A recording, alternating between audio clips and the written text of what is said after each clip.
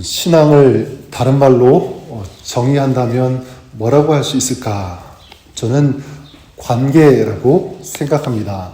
하나님과의 관계, 살아계신 전능하신 하나님과 함께하고 만나고 그 하나님을 경험하는 그런 관계, 이 하나님의 관계가 우리의 신앙이라고 할 수 있겠습니다. 또한 사람들과의 관계라고 할 수 있겠죠. 하나님과의 이 관계를 근간으로 해서 올바른 인간관계를 삶에서 실천하는 것이라고 할 수 있습니다. 자, 따라서 우리가 거룩한 삶을 살기 원한다면 꼭 명심해야 할 것이 있습니다. 그것은 거룩한 관계다. 이렇게 말씀드리고 싶어요.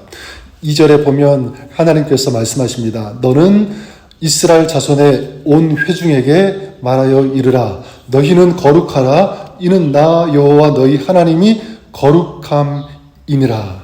여기 보니까 내가 거룩한 것처럼 너희도 거룩하라. 저는 믿습니다. 거룩을 명하시는 이 말씀은 거룩한 관계를 기대하시는 하나님의 마음이 들어가 있다. 나는, 너희는 이 관계 속에서 하나님 말씀하시는 거잖아요. 그렇죠?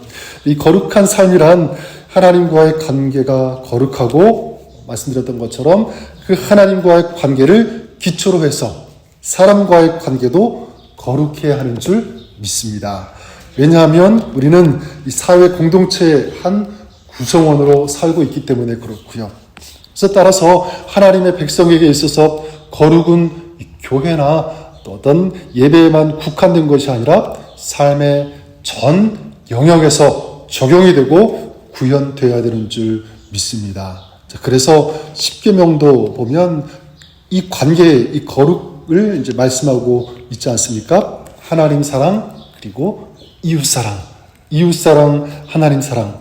예수님께서도 마태복음 23장에서 이렇게 말씀하세요. 내 마음을 다하고 목숨을 다하고 뜻을 다하여 주 너의 하나님을 사랑하라 하셨으니 이것이 크고 첫째 되는 계명이요 둘째는 그와 같으니 내 이웃을 내 몸과 같이 사랑하라 하셨으니 이 두 계명이 온 율법과 선지자의 강령이니라 말씀하세요. 네, 그래요. 신앙생활 한다는 것은 결국 관계를 말하는 것이고, 자, 그렇기 때문에 신앙생활을 잘한다라는 것은 이 관계가 좋다. 이렇게 말해도 틀리지 않을 것입니다. 자, 그런 맥락에서 레위기 19장은 이 거룩한 관계를 어떻게 실천해야 하는지, 여기에 대한 구체적인 지침이라고 할 수 있겠습니다.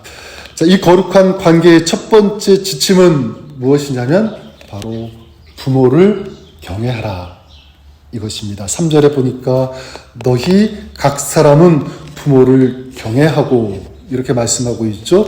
좀 의외입니다.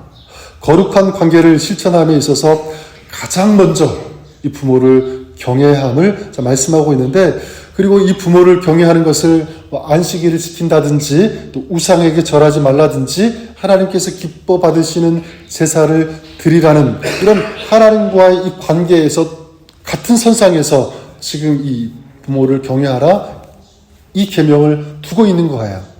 자, 이유가 무엇일까? 저는 여기에 하나님께서 이 메시지를 주기 원하신다고 믿습니다. 진정한 거룩은 가정에서 시작한다.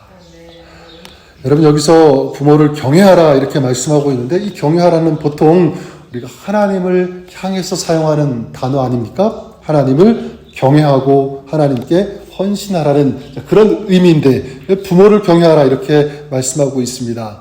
자, 부모에게도 이 경외하라고 이 단어를 쓰는 그 이유는 뭐냐면 하나님을 경외하듯이 또 하나님을 섬기듯이 부모를 섬기라는 이것이 바로 하나님의 뜻인 줄 믿습니다.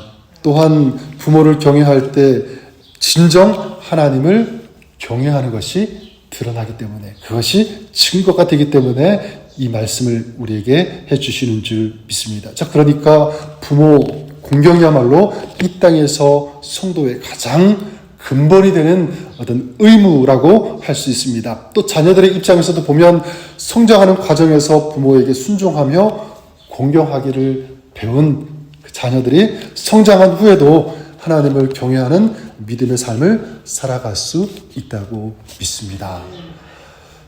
그리고 이 거룩한 관계의 둘째 지침은 하나님을 경외하는 것과 이제 관련된 것인데 하나하나 따로서 말씀드리진 않고요. 이거 세 개를 묶어서 말씀드리면 안식일을 지키는 것, 우상을 숭배하지 않는 것, 그리고 올바른 제사를 드리는 것 이렇게 말씀하고 있습니다.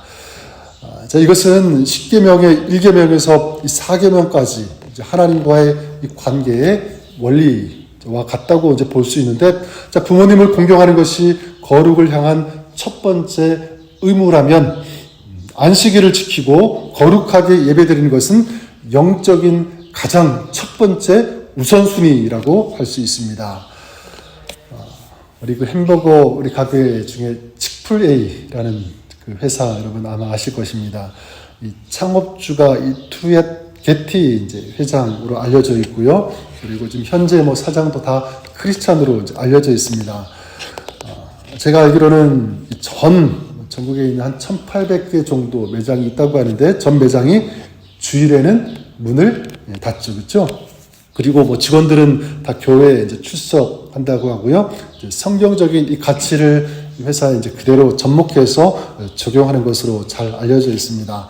또한 이 반동성혼 입장을 이제 고수해서 동성애협회가 막 그 매장 앞에서 시위도 하고 불매 운동도 벌였지만 굉장히 탄탄한 기업으로 지금 또 이렇게 명성을 이제 얻고 있다고 이제 들었는데, 저는 이런 성경적 가치와 이 정신은 우리가 본받을 필요가 있다고 생각합니다. 여러분, 이 거룩한 삶의 시작은 결국 무엇이냐면 하나님을 경외하는 것이다.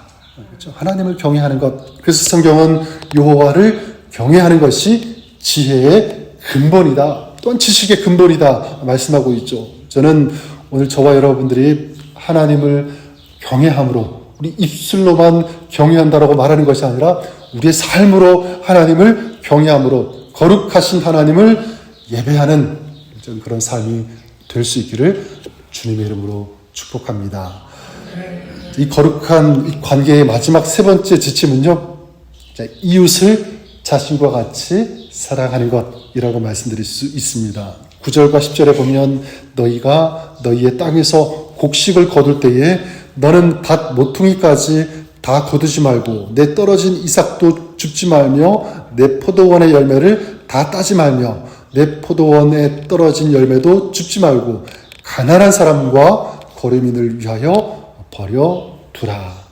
그래서 밑에 계속 나오는 말씀이 하나님은 어려운 계층의 사람들을 배려해라, 속이지 마라, 억압하지 마라, 또 미워하거나 비방하지 말 것을 계속 명령하시고요. 그리고 또한 원수를 갚지 말고 이웃을 내 몸같이 사랑하라 이렇게 말씀합니다. 그러니까 하나님을 사랑하는 것에서 그치지 않고 이웃 사랑까지 이제 이어지고 있죠. 여러분, 여기서 이웃을 어떻게 사랑해야 되는지, 어떻게 배려해야 하는지를 말씀하고 있는데, 여러분, 이런 이웃 사랑이 어떻게 가능할까요? 어떻게 이런 사랑을 실천할 수 있을까요? 여러 가지가 있겠지만 저는 우리가 이 한 가지만 꼭 기억했으면 좋겠습니다. 그리고 이 한 가지를 기억하면 우리도 그런 사랑을 베풀 수 있을 것 같아요. 그게 뭐냐면 내가 1만 달란트 탕감받은 존재다라는 사실입니다. 여러분, 1달란트가 얼마냐면 6천 데나리온이에요. 한 사람이 하루 종일 일했을 때 받는 그 품삯이 1데나리온인데 1달란트가 6천 데나리온이니까 1달란트는 6천일 동안 하나도 쓰지 않고 모을 수 있는 그 금액이 6천 이 데나리온, 1달란트고요. 그리고 이게 연수로 따지면 16년 동안 모으는 품삯이 1달란트. 그러니까 일반 달란트는 얼마가 되는 거죠? 6천만 데나리온이 되는 거고요. 연으로 따지면 16만 년. 상상해 가세요? 16만 년 동안 하나도 쓰지 않고 다 모아야 되는 금액이 1만 달란트. 정말 어마어마한 엄청난 큰 액수가 아닐 수 없습니다. 여러분, 우리가 하나님으로부터 그런 은혜를 받은 존재라는 거예요. 우리가 그런 은혜 받았습니다. 하나님의 은혜로 용서받고 구원받고 하나님의 자녀가 된 줄 믿습니다. 자, 그렇다면 그런 은혜를, 그런 사랑을 받은 자로서 거기에 걸맞는 삶을 살아야 되지 않겠습니까? 성경에 보면 100데나리온 빚진 자를 용서하지 않는 그런 사람, 우리 하나님께서, 우리 주님께서 질책하고 책망하지 않으셨습니까? 저는 우리가 1만 달란트 이 빚진 것을 탕감받은 자로서 우리는 우리 삶에서 100데나리온이 아니라 그 이상도 베풀 수 있는 그런 삶을 살아야 되지 않을까 생각해 봅니다. 전 여러분의 삶이 그럴 수 있기를 축복합니다. 말씀을 정리하면 앞서 말씀드렸던 것처럼 우리 신앙은 관계다라는 것을 꼭 기억했으면 좋겠습니다. 신앙은 관계다. 그래서 오늘 저와 여러분이 하나님과 아름답고 거룩한 이 관계를 유지하고 이 관계를 더 깊이 맺어가시는 그런 여러분 되시기를 바랍니다. 그리고 사람과의 관계에서도 마찬가지요. 거룩한 관계를 이루는 그런 신앙의 삶을 살았으면 좋겠다.